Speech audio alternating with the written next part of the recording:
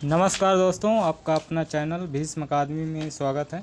दोस्तों, आज हम लेखकों के उपनाम से संबंधित वीडियो लेकर आए हैं। और दोस्तों, यदि सेशन पसंद आए तो लाइक और शेयर ज़रूर करें, और चैनल पर नए हैं तो चैनल को सब्सक्राइब कर लें, जिससे आने वाले इसी तरह नेक्स्ट वीडियो का नोटिफिकेशन आपको सबसे पहले मिल सके। और दोस्तों, यदि हमारे इससे पहले वाले सभी वीडियो देखना चाहते हैं तो अभी आपको प्लेलिस्ट का लिंक दिखाई देगा, उसमें क्लिक करके हमारे सभी वीडियो देख सकते हैं। तो चलिए देर न करते हुए इस सेशन की शुरुआत करते हैं।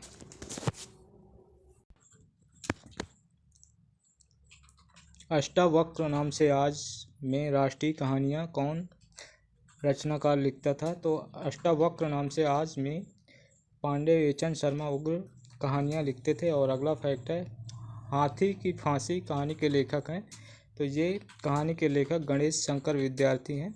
और अगला फैक्ट है, धूमिल का वास्तविक नाम था सुदामा पांडे धूमिल था।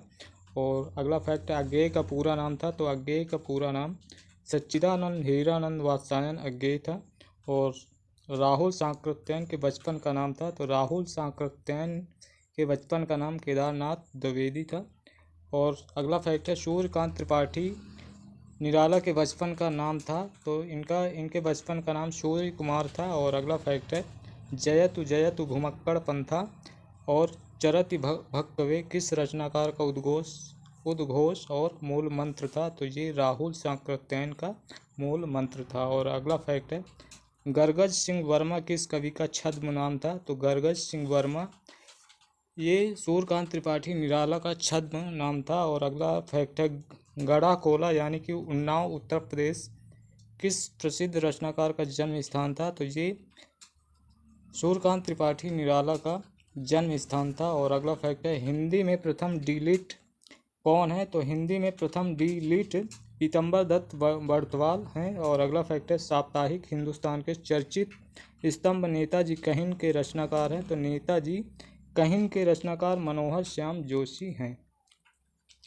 और अगला फैक्ट है, प्रसिद्ध कविता राखी की चुनौती की लेखिका हैं, तो राखी की चुनौती की लेखिका सुभद्रा कुमारी चौहान हैं। अगला फैक्ट है, नाटकों में पर्दे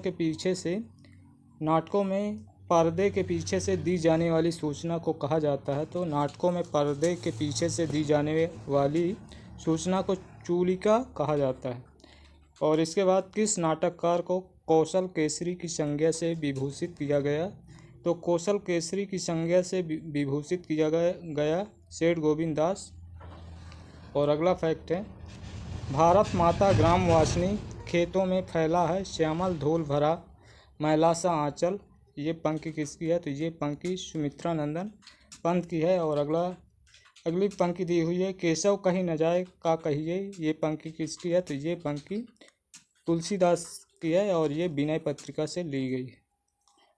और अगला फैक्ट है, भारतेंदु हरिश्चंद्र को भारतेंदु उपाधि किसने दी? तो भारतेंदु हरिश्चंद्र को भारतेंदु उपाधि रामेश्वर दत्त व्यास ने इनको भारतेंदु की उपाधि दी थी। और अगला फैक्ट है, मणिकौल की फिल्म सतह से उठता हुआ आदमी किस साहित्यकार पर बनी है? तो ये मुक्तिबोध पर, सतह से उठता हुआ आदमी ये मुक्तिबोध पर बनी है। और अगला फैक्ट है, फिल्म रजनीगंधा मन्नू भंडारी की किस कहानी पर बनी है?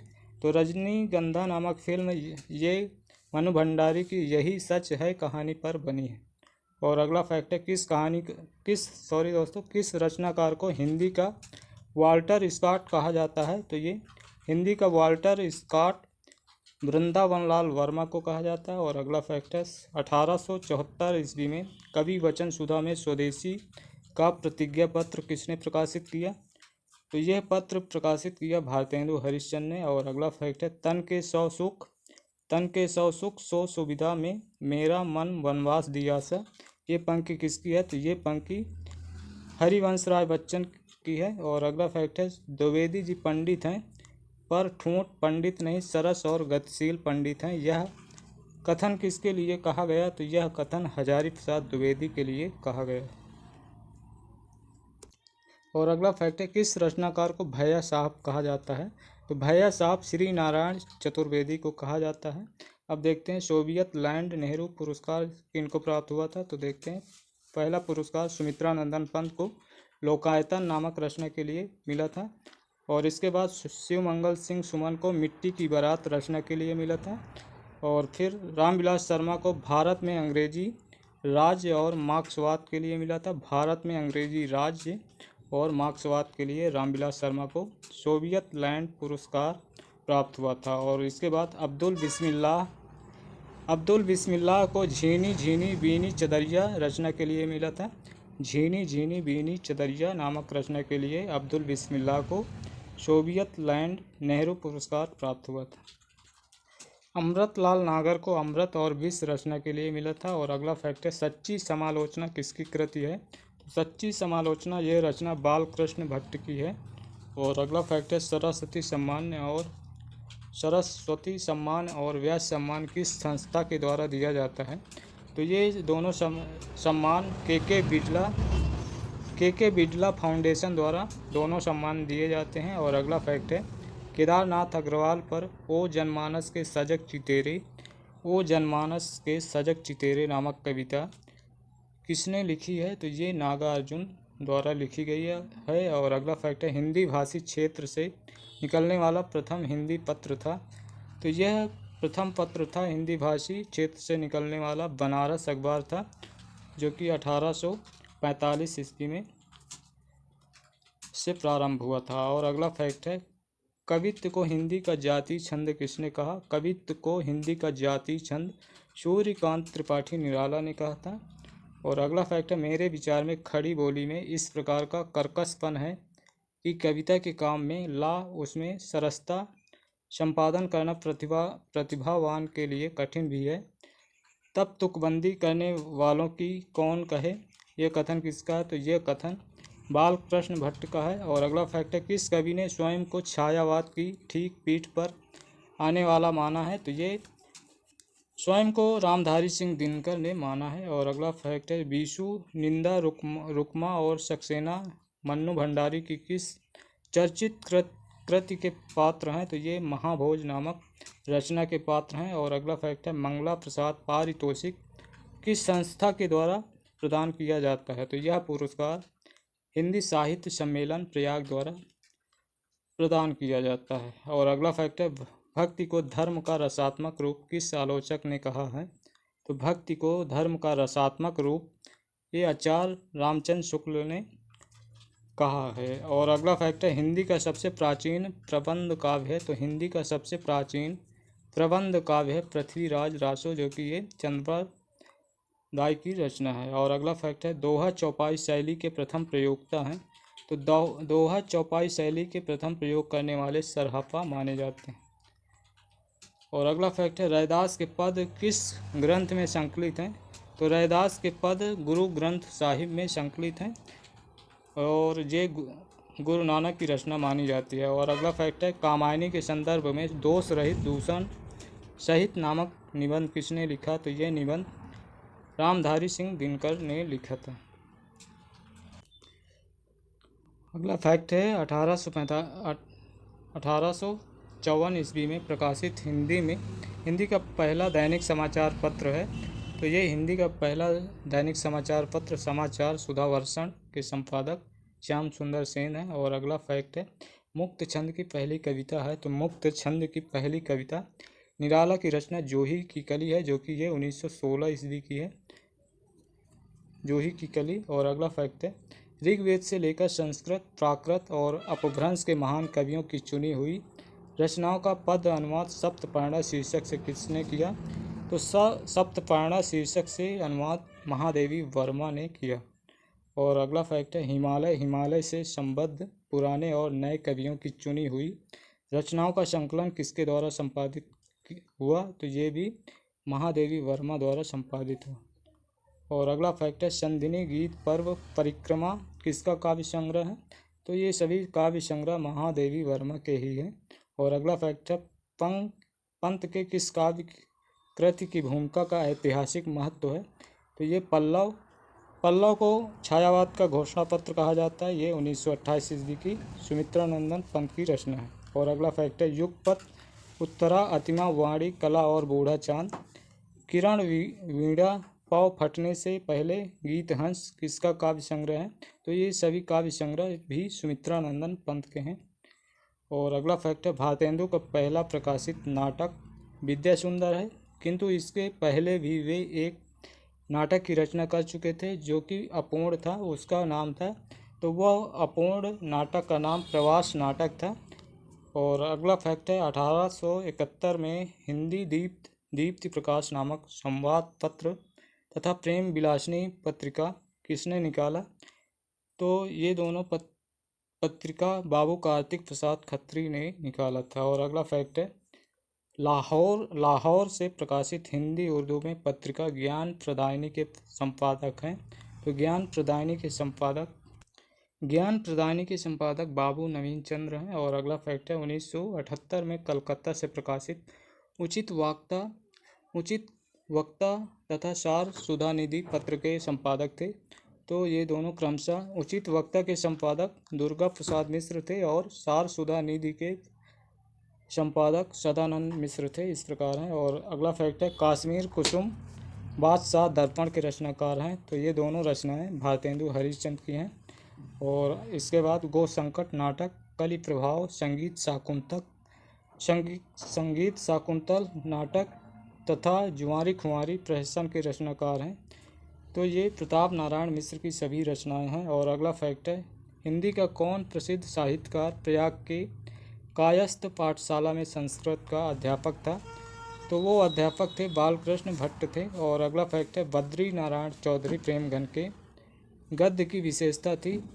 तो इनके गद्य की विशेषता अनुप्रास और अनूठे पद विन्यास इनकी विशेषता थी। और अगला फैक्ट है, आचार्य शुक्ल ने हिंदी समालोचना का सूत्रपात किससे माना है? तो ये माना है, रामचंद्र शुक्ल ने माना है बालकृष्ण भट्ट और बद्री नारायण चौधरी प्रेमघन से हिंदी समालोचना का सूत्रपात इन्हीं दोनों से माना है। और अगला फैक्ट है, भारत सौभाग्य, प्रयाग रामागमन, वीरांगना रहस्य महानाटक अथवा वेश्या विनोद महानाटक के रचनाकार हैं। तो ये भी बद्री नारायण चौधरी प्रेमघन के रचनाएं हैं। और अगला फैक्ट है, हरिश्चंद्र चंद्रिका में प्रकाशित कीर्तिकेतु नामक नाटक के रचनाकार थे। तो ये नाटक के रचनाकार बाबू तोताराम हैं। और अगला फैक्ट है, अलीगढ़ में भाषा संवर्धनी सभा की स्थापना किसने की? तो भाषा संवर्धनी सभा की स्थापना बाबू तोताराम ने की। अगला फैक्ट है, बिहारी के दोहों के भाव को विस्तृत करने के लिए बिहारी विहार नामक काव्य ग्रंथ किसने लिखा था? तो ये लिखा था अंबिका दत्त व्यास ने। और अगला फैक्ट है, गद्य काव्य मीमांस किसकी कृति है? तो ये गद्य काव्य मीमांस ये भी अंबिका दत्त व्यास की है। और अगला फैक्ट है, ब्रज भाषा में ललिता नाटिका किसने लिखा? तो ब्रज भाषा में ललिता नाटिका ये भी अंबिका दत्त व्यास की रचना है। और अगला फैक्ट है, किस रचनाकार ने संस्कृत भाषा की अद्भुत शक्ति नामक लेख लिखकर अरबी फारसी के शब्दों को भी संस्कृत बना डालने की राय दिया था? तो ये भीमसेन शर्मा द्वारा दिया गया था। और अगला फैक्ट है, भारतेंदु के अपूर्ण नाटक सती प्रताप को किसने पूर्ण किया? तो सती प्रताप को पूर्ण किया था राधा कृष्ण दास, जो कि भारतेंदु हरिश्चंद्र के फुफेरे भाई थे, यानी कि इनके बुआ के लड़के थे। और अगला फैक्ट है, बाल दीपक भाग 4 और विक्टोरिया चरित्र किसकी रचना है? तो ये फ्रेडरिक पिनकार्ट की रचना है। बाल दीपक भाग 4 और विक्टोरिया चरित्र ये फ्रेडरिक पिनकार्ट की रचना है। और अगला फैक्ट है, 1884 में हिंदी उद्धारणी प्रतिनिधि मध्य सभा की स्थापना कहाँ हुई? तो ये प्रयागराज में हुई। और अगला फैक्ट है, नागरी प्रचारणी सभा के प्रथम सभापति थे। तो इसके प्रथम सभापति राधा कृष्ण दास थे। और अगला फैक्ट है, देवाक्षर चरित्र नामक प्रहसन के रचयिता कौन है, जिसमें उर्दू लिपि की गड़बड़ी के बड़े ही विनोदपूर्ण दृश्य दिखाए गए थे? तो इसके रचयिता रविदत्त शुक्ल थे, पंडित रविदत्त शुक्ल थे। और अगला फैक्ट है, मेरठ के किस हिंदी सेवी ने अपनी सारी जायदाद नागरिक प्रचार के लिए समर्पित कर दी तथा जिसने प्रसिद्ध गौरी नागरी कोश की रचना की? तो वो पंडित गौरी दत्त थे। और अगला फैक्ट है, कचहरियों में नागरी लिपि के प्रवेश तथा प्रयोग करने के लिए हुए आंदोलन के नायक थे? तो ये नायक थे पंडित मदन मोहन मालवीय थे। और अगला फैक्ट है अंग्रेजी में अदालती लिपि और प्राइमरी शिक्षा नामक पुस्तक किसने लिखा, जिसने नागरिक को दूर रखने के दुष्परिणामों की विस्तृत और अनुसंधानपूर्ण मीमांसा की गई है। तो ये मदन मोहन मालवीय द्वारा लिखा गया। और अगला फैक्ट है किसने विभक्ति विचार नामक ग्रंथ लिखकर विभक्तियों के शब्दों के साथ मिलाकर लिखने की सलाह दी थी। तो ये पंडित गोविंद नारायण मिश्र ने सलाह दी थी। और अगला फैक्ट है हरिश्चंद्र का जीवन चरित, गोस्वामी तुलसीदास जी का जीवन चरित और चैतन्य महाप्रभु का जीवन चरित, इन सभी के रचनाकार हैं। तो इनके अगला फैक्ट है चौपट चपेट नाटक किसका है। तो ये इसके पहले हम बाबू शिवनंदन सिंह सहाय, ये सभी तीनों रचनाओं के रचनाकार हैं, बाबू शिवनंदन सिंह सहाय। और चौपट चपेट नाटक किसका है। तो ये चौपट चपेट नाटक पंडित किशोरी लाल गोस्वामी का है। और अगला फैक्ट है किस आलोचक ने चंद्रकांता संतति नामक उपन्यासों को घटना प्रधान कथानक या किस्सा माना है तथा इन्हें साहित्य कोटि में नहीं माना है। तो आचार्य रामचंद्र शुक्ल ने इनको साहित्य कोटि में नहीं माना है। और अगला फैक्ट है व्याकरण की शुद्धता और भाषा की सफाई के प्रवर्तक द्विवेदी जी ही थे। और गद्य की भाषा पर द्विवेदी जी के शुभ प्रभाव का स्मरण जब तक भाषा की शुद्धता आवश्यक समझी जाएगी तब तक बना रहेगा। ये कथन किसका है। तो ये भी आचार्य रामचंद्र शुक्ल का है। और अगला फैक्ट है तिलस्मी शीश महल उपन्यास किसका है। तो तिलस्मी शीश महल ये है उपन्यास किशोरी लाल गोस्वामी का है। और अगला फैक्ट है तिलस्मी उपन्यासों की परंपरा में देवकी नंदन खत्री के बाद सर्वाधिक उल्लेख उपन्यासकार हैं। तो ये हरिकृष्ण जौहर हैं। और अगला फैक्ट है देवकी नंदन खत्री के अपूर्ण उपन्यास भूतनाथ को किसने पूर्ण किया और रोहतास मठ नामक मौलिक तिलस्मी उपन्यास लिखा। तो ये दुर्गा प्रसाद खत्री जो कि देवकी नंदन खत्री के पुत्र थे। और अगला फैक्ट है आम फहम भाषा के पक्षधर थे। तो आम फहम भाषा के पक्षधर राजा शिव प्रसाद सितारे हिंद थे। और अगला फैक्ट है आचार्य शुक्ल ने साहित्यिक दृष्टि से हिंदी का पहला उपन्यासकार किसने माना। तो ये किशोरी लाल गोस्वामी ने माना। और अगला फैक्ट है निम्न कोट की वासनाएं प्रकाशित करने वाले दृश्यों को लेकर किशोरी लाल गोस्वामी के किस उपन्यास का विरोध एवं शिकायत हुआ। तो ये चपला का विरोध एवं शिकायत हुआ था। और अगला फैक्ट है अयोध्या सिंह उपाध्याय की सबसे पहले लिखी गई गद्य पुस्तक है। तो वेनिस का बांका ये उपन्यास है अयोध्या सिंह उपाध्याय की यह रचना सबसे पहले गद्य पुस्तक है। और अगला फैक्ट है यदि इंदुमती किसी बांग्ला कहानी की छाया नहीं है तो हिंदी की यह पहली मौलिक कहानी ठहरती है। इसके उपरांत 11 वर्ष का समय फिर ढुलाई वाली का नंबर आता है। ये कथन किसका है। तो ये कथन आचार्य रामचंद्र शुक्ल का है। और अगला फैक्ट है कुसुमलता, भयानक भ्रम, नारी पिशाच, मयंक मोहिनी, जादूगर, कमल कुमारी, निराला, नकाबपोश तथा भयानक खून आदि तिलस्मी उपन्यासकारों के रचनाकार हैं। तो ये सभी रचनाएं देवकी नंदन खत्री की हैं। देवकी नंदन खत्री तिलस्मी उपन्यासकार माने जाते हैं। और अगला फैक्ट है इसके पक्के यथार्थवाद के बीच सुरुचि का चरम मर्यादा के भीतर भावुकता का चरम उत्कर्ष अत्यंत निपुणता के साथ संपुटित है। घटना इसकी ऐसी है जैसी बराबर हुआ करती है पर उसमें भीतर से प्रेम का एक स्वर्गीय स्वरूप झांक रहा है, केवल झांक रहा है, निर्लज्जता के साथ पुकार या करा नहीं रहा है। प्रसिद्ध कहानी उसने कहा था के संदर्भ में यह टिप्पणी किसकी है। तो यह टिप्पणी भी प्रसिद्ध आलोचक रामचंद्र शुक्ल की है। और अगला फैक्ट है भाषा की पूर्ण शक्ति का विकास निबंधों में ही सबसे अधिक संभव होता है। यह कथन किसका है। तो ये कथन भी आचार्य रामचंद्र शुक्ल का है। और अगला फैक्ट है आत्मकथात्मक उपन्यास दिल की आग के रचनाकार हैं। तो ये दिल की आग के रचनाकार जीपी श्रीवास्तव हैं। और अगला फैक्ट है निंदिया लागी और पेंसिल स्केच कहानी के रचनाकार हैं। तो ये दोनों कहानी के रचनाकार निंदिया लागी और पेंसिल स्केच ये दोनों कहानी के रचनाकार भगवती प्रसाद वाजपेयी हैं। और दोस्तों आज का सेशन हम यहीं पर समाप्त करेंगे और आप सभी से रिक्वेस्ट करेंगे कि यदि सेशन अच्छा लगे तो लाइक और शेयर ज़रूर करें और चैनल पर नए हैं तो चैनल को सब्सक्राइब ज़रूर कर लें, जिससे आने वाले नेक्स्ट वीडियो का नोटिफिकेशन आपको सबसे पहले मिल सके। और यदि हमारे सभी वीडियो इससे पहले वाले देखना चाहते हैं तो अभी आपको प्लेलिस्ट का लिंक दिखाई देगा, उसमें क्लिक करके आप हमारे सभी वीडियो देख सकते हैं। तो चलिए फिर मिलते हैं नेक्स्ट सेशन में, तब तक के लिए धन्यवाद। जय हिंद, जय भारत, वंदे मातरम।